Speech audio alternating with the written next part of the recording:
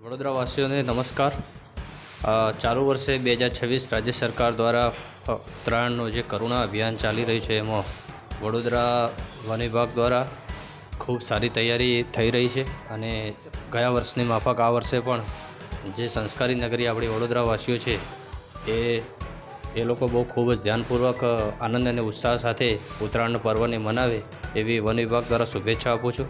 ખાસ કરીને આપણું આ પર્વ રાજ્ય સરકાર દ્વારા આપણા જે વન્યજીવો છે, ખાસ કરીને પક્ષીઓ જે સવારે વિહંગ કરતા હોય છે અને સાંજે વિહંગ કરતા હોય છે, તો ખાસ કાળજી આપણે રાખીએ। સવારે 9 વાગ્યા પહેલાં અને સાંજે 5 વાગ્યા પછી પતંગ ન ચગાવીએ તો ઘણા બધા પક્ષીઓનો બચાવ થશે અને ઘાયલ થતાં અટકશે।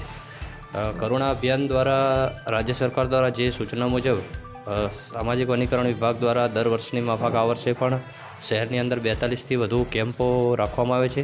આ સાથે NGO સ્વયંસેવકો જોડાશે અને 400થી વધુ વોલેન્ટિયરો નોંધાશે અને એનું સારવાર કેન્દ્ર રાખવામાં આવે છે। ખાસ કરીને પશુપાલન વિભાગ આપણી સાથે જોડાયેલો રહે છે દર વર્ષની માફક, અને આપણું મુખ્ય સેન્ટર આપણું જે સયાજીબાગ નર્સરી છે એ રહેશે અને ત્યાં આણંદથી ટ્રેની ડૉક્ટર્સની 15 ડૉક્ટરની ટીમ પણ રહેશે અને 3 OT સેન્ટર પણ અહીંયા રાખવામાં આવ્યા છે। ખાસ આપણા જે ભૂતળી જપા પશુપાલન વિભાગ છે, જે વેટનરી હોસ્પિટલ, ત્યાં આગળ પણ સારવાર કેન્દ્ર છે અને પંડ્યા બ્રિજ ખાતે પણ સારવાર કેન્દ્ર રાખવામાં આવ્યું છે। જે 42 જે આપણા કલેક્શન સેન્ટરો છે તે જગ્યાએ પણ જો ઘાયલ થયેલા પક્ષીઓ આવશે ત્યાંથી એમને પ્રાઇમરી ટ્રીટમેન્ટ માટે વિભાગ દ્વારા પૂરતા દવાનો જથ્થો પણ આપવામાં આવશે અને દરેક વેટનરી હોસ્પિટલ ખાતે પણ વન વિભાગ દ્વારા દવાઓ આપવામાં આવે છે।